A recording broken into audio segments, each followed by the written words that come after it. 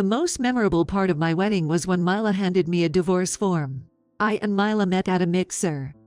After losing my father, I was determined to become independent quickly, was busy with work.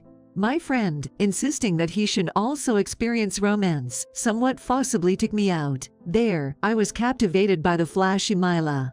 Unlike me, who lacked self-confidence and had no special talents, Mila was brimming with confidence and seemed to shine. I continued my awkward attempts to approach her, but she didn't easily agree to date me. I knew we were mismatched, her with her dazzling attire, and I was in my dad's old, worn-out hoodie. Nevertheless, I persisted and finally got a date with her. Our first date was a drive in the Cadillac my late father left me. Mila's attitude brightened the moment she saw the car, and soon, talks of marriage began, much to her insistence. However, when I expressed concern over the expensive wedding plans, Mila turned cold. "You wouldn't understand, but a wedding is a woman's dream. It must be more lavish than anyone else's. But I don't have many acquaintances, so I can't invite that many guests. You could have just invited people from your father's company," Mila suggested. Since my father passed away, I'd been avoiding contact with his company's people until I could stand on my own. And with the debts, such expenses seem wasteful. Debts? No, nothing. This was something I hadn't shared with Mila, not wanting to worry her before marriage. Perhaps that was a mistake. Eventually, Mila prevailed, and the wedding was mostly as she wished. On the wedding day, she began a surprise speech. It started as a standard thank you but soon took a strange turn. A word of advice to those getting married: don't choose a poor man like Nathan. You'll regret it. The guests became restless. I was completely deceived by Nathan. He hid his debts and approached me pretending to be wealthy. Today's wedding made it clear. I can't marry Nathan. She then presented me with a divorce form. Wait, it's a misunderstanding. A misunderstanding. Your mom's outdated suit screamed poverty. Didn't your dad leave any insurance money when he died? You and your family are nothing but losers. I want nothing to do with you. I was used to being disparaged but couldn't tolerate insults towards my mother and late father. I couldn't continue a marriage under such circumstances, and I signed the divorce form. I'd ask for alimony, but you can't afford it, can you? Just pay for the venue. And I'm taking your car. She had already taken the car keys from my house. Wait, if I lose that car, you should be grateful I didn't take alimony from a poor person like you. My supposed best day turned into a nightmare. Betrayed and alone, I found solace in a cat cafe. Frequent visits led me to grow close to a gentle and humble employee named Lillian. Her calm and humble nature, so different from Mila, drew me to her, and she responded to my feelings, leading us to start a relationship. Lillian has always been caring and kind to me since we started dating. I wanted to marry her but worried if a divorced man like myself could make her happy. When I told Lillian everything about my marriage with Mila, Lillian smiled and said, "The past doesn't matter. I love how family-oriented and kind you are." I proposed to Lillian, and now she's expecting our child. I encountered Milo again while shopping for baby items at a department store. Seeing Lillian, visibly pregnant, beside me, Mila sneered. "So Nathan, you remarried. Downgraded this time, huh? Well, a plain Jane suits a poor man like you better." I tried to ignore her, but Mila condescendingly addressed Lillian. "You've got unique taste, marrying a poor man like him. But looking at you, I guess you didn't have much choice." Lillian smiles peacefully at Rika's swearing. "You must be Nathan's ex-wife. Just like he described, you really care about appearances." Mila looked slightly irritated by Lillian's imperturbed demeanor. "Being poor shows, you know. You're pregnant, but with a man as poor as him, I can see the struggles ahead. And yet you chose to have a child. Poor. If I can create a warm home with the person I love, Nathan's income is more than enough." "You seem to like luxury, Mila. It must be hard to be unfulfilled despite having money, though." Stunned by Lillian's words, Mila left with a twisted face. Once she was gone, Lillian's smile vanished. Such a terrible woman, hurting not just our cats but Nathan too. What? Mila had visited the cat cafe where Lillian worked. At that time, she was wearing a lot of perfume, which made the cats avoid her. She then spitefully grabbed and frightened the cats, forcing them to come close to her. She's such a terrible person, always hurting those around her for her own sake. I can't forgive her." Lillian, normally gentle, showed a rare flash of anger, which I calmed, fearing it might affect her pregnancy.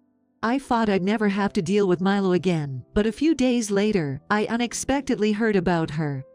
My boss showed me a photo of his since fiancée. It was Mila. My boss had asked me about Mila, noticing my reaction to her photo.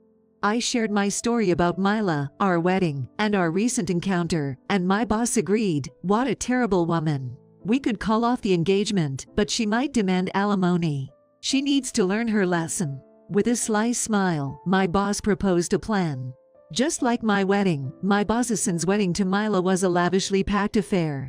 When Mila saw me at the reception, she was shocked and tried to send me away, saying, "This is no place for a poor man." However, upon seeing my official invitation, she reluctantly let him stay but warned, "Don't you dare say anything unnecessary." The ceremony went smoothly until the time for a surprise. Next video is from the groom's father. Mila looked forward to it with curiosity. The video began with memories of the couple, then shifted to Mila's profile. Unexpectedly, it switched to footage from her wedding with me. What is this? That video showing her insulting me and my parents and presenting a divorce form. Stop it. Stop it now. The host quickly intervened to stop the video and cover up the situation. Next up is a surprise speech from the son of the groom's father. Faced by a stunned Mila, I took the stage and exposed all of Mila's past abusive behavior. "Shut up, you poor man." In a fit, Mila shouted at him, forgetting the guests around. "Mila, is that your true nature? I couldn't believe it when I heard about you from my father, but you really did abuse your past boyfriends and the shop staff. Honestly, I don't see a future with you." Mila, who had lied about not being responsible for our divorce, was blamed by the groom's relatives, ruining the wedding. The engagement was called off, leaving her responsible for the wedding expenses and alimony. I left the venue feeling relieved, thinking Mila had learned her lesson, but it seemed that only earned her resentment. The next day, she confronted me outside my apartment. It seemed she had followed me from my workplace. "So, you think you've gotten revenge on me?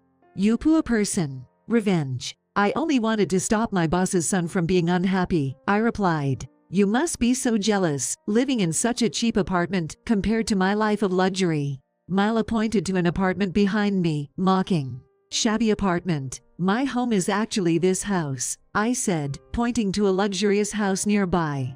"No way, this mansion is yours," Mila gasped, seeing my house. Just then, Lillian came back home in a Cadillac. "How did you get that car?" "I bought it myself.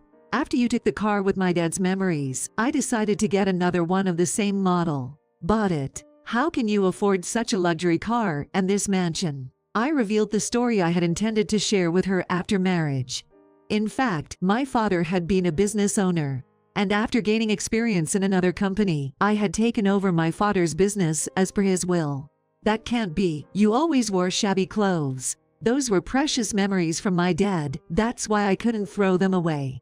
"And the debts you mentioned, that was a loan for a real estate investment. I'm now earning rental income, turning a profit." "I can't believe it. You're actually the more affluent one." Mila suddenly tried to get close to me. "Nathan, I'm sorry for being stubborn before. I realize now that I'm the one suited for you. Let's get back together. I'm better suited to be a CEO's wife than such a plain woman, right?" Then Lillian appeared, having parked her car. "What's going on?" Seeing Lillian, dressed in a neat suit, Mila was taken aback. "Mila wants to get back with me. She says she's more suited to be a CEO's wife than you," Lillian said with her usual calm smile. "Mila, you must be quite accomplished in business. Where did you study? What qualifications do you have?" "I took business classes at a community college and have Delphi 1. Did you?" "I graduated from a university in France, and I have Delphi C2. She supports me in both personal and professional matters." Mila was speechless at her words. Following this encounter, she seemed to lose confidence, failing to attract anyone else's attention in her subsequent pursuits. I heard a rumor that Mila, who never worked and aimed for a wealthy marriage, is now struggling with debts due to the unpaid wedding reception and alimony. Meanwhile, our child is growing up healthy, and we live with my mother now, making us a happy family of 4. I no longer hear rumors about Mila, but Lillian once said with a smile, she might be dying somewhere in the streets now, and I vowed to myself never to anger Lillian.